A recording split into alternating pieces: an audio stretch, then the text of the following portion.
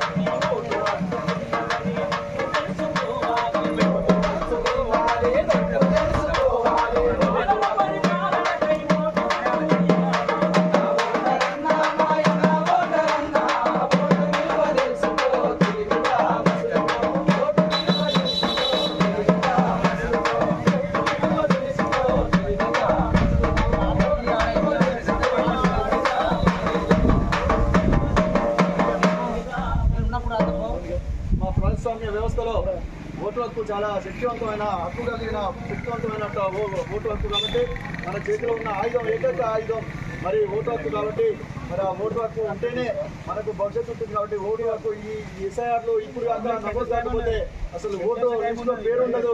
మన ఛానల్ అందరూ తప్పనిసరిగా మేము నా వివరాలు తప్పు లేకుండా బిఎల్ఓల దగ్గర కూర్చొని మీరు నింపి ఎస్ఐఆర్ విజయవంతం చేయాలని